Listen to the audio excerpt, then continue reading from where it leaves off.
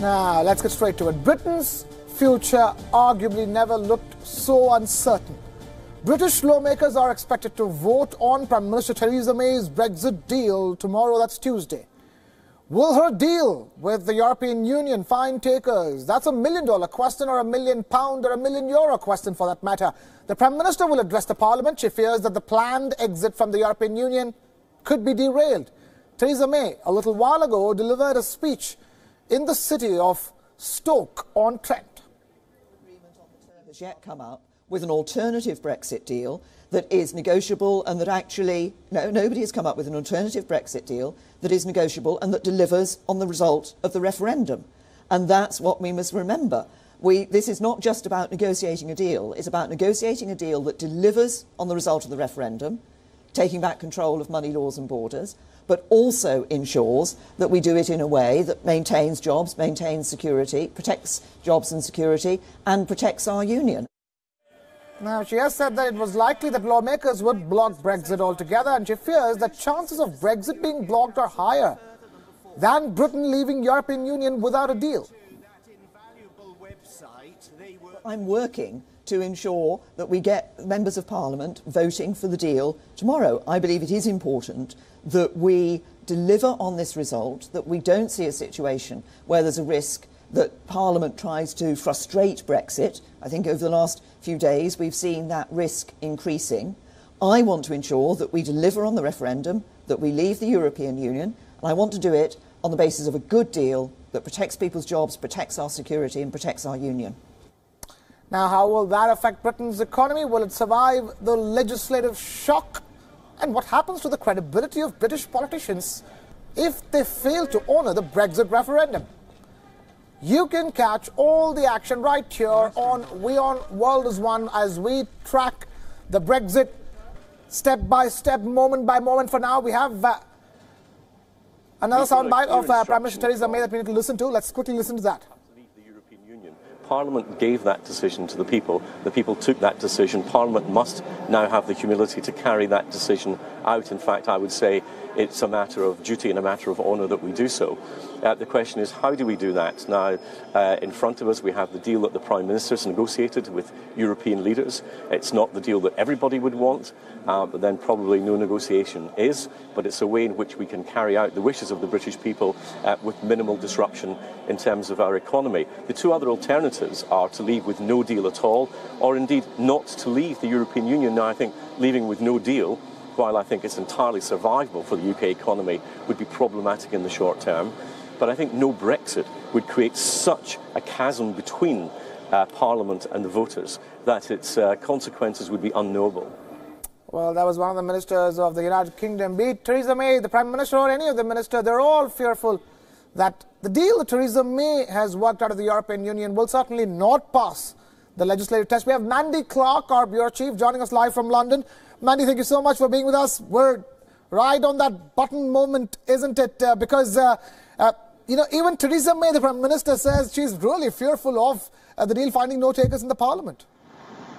Well, absolutely. And this is a big challenge, Theresa May. She was really setting up a dichotomy that there is her deal or there's no deal. And that's her argument that has been before the Christmas break. Now, the Speaker of the House really kind of changed the playing field when he said that if her deal doesn't get passed tomorrow, which it doesn't look like she's going to have enough votes, then she has to come up with a new plan within 3 days. Now, she has argued that she won't be able to come up with a new plan. And there is another clause that is getting voted on before her deal, and that's been added. And if it passes, her deal might not even be voted on tomorrow. That clause says if she can't find a deal, then a no-deal scenario is not acceptable, and Brexit won't go ahead. No deal is seemingly the biggest possibility right now, Mandy, and it's really scary, both for the European Union and Britain for that matter. But what I wanted to ask you here is that Prime Minister Theresa May is expected to address one and all very soon. What do you expect her to say this time around? Because, in the statements that she's made in the lead up to this big vote, she hasn't sounded all that confident. And she hasn't ever really, she's known as like a Maybot. She always says the same thing over and over again. She's incredibly frustrated that it looks like parliamentarians are going to take away Brexit. She thinks that is a massive disservice to the country. She really does believe that it is her job to fulfill the will of the people. And of course, parliamentarians, if they decide that they know better than the public, who did in fact vote to Brexit and decide that a no deal is not a possibility, and they decide to remain in the European Union, that is going to cause a lot of consternation. She doesn't like that. She's going to argue her deal is really the only viable option, but it just doesn't seem like parliamentarians believe her. Right. Mandy Clark, our London Bureau Chief, getting us that live update straight from Britain's capital. Mandy, fingers crossed. Let's see what happens once Brexit goes to the Parliament. Thank you so much for joining us. Away from all of that to chaos and danger caused by all the snowing all across the world. Extreme winter conditions and snow continue to pummel the U.S. Midwest. At least 7 people have been killed so far in highway accidents after dropping more than a foot of snow. In parts of the Midwest, the storm has now rolled eastward to the mid-Atlantic states. Washington, D.C. endured its first major snowstorm of the year 2019. The capital was forecast to receive almost half a foot of snow, forcing airlines to cancel over 100 flights leaving the Ronald Reagan Airport.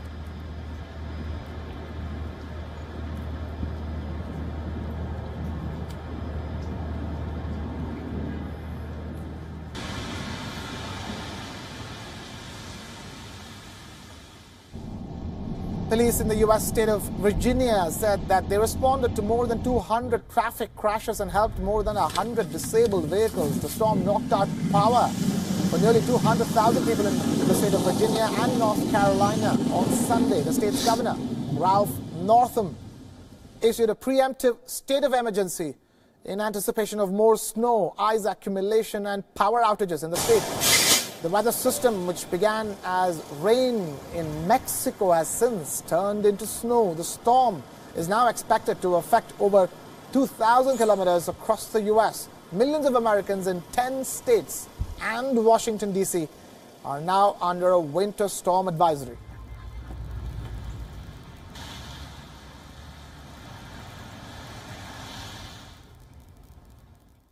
It surely is snowing danger, not just in the U.S., but in Austria as well. 3 German skiers were found dead after they were swept away in an avalanche near an Austrian ski resort. The bodies of 3 men were recovered a few hours after the wife of one of the skiers reported them missing. The search for a 4th person declared as missing had to be halted due to the ongoing avalanche risk. Heavy snow has hit the Austrian Alps in the past week, raising avalanche warning levels and cutting off local roads. Austria has seen record snowfall this week, with more forecast for the next 2 days.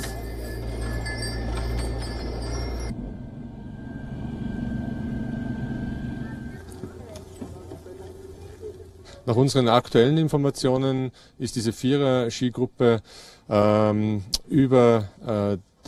den langen Zug über die gesperrte Skiroute in den Raum eingetreten, und dann ist es zu einem Lawinenabgang gekommen, wo alle 4 verschüttet worden sind. Wie gesagt, nach der 4. Person wird noch gesucht. Die anderen 3 Personen wurden leider nicht mehr lebend geborgen. Also die Lawinenwarnstufe ist 3 bis 4. Zum Zeitpunkt des Lawinenabgangs war es nach unseren Informationen Lawinenwarnstufe 3. Also nichtsdestotrotz eine sehr hohe Lawinenwarnstufe, und wir haben immer empfohlen und empfehlen nach wie vor, die gesicherte Piste nicht zu verlassen.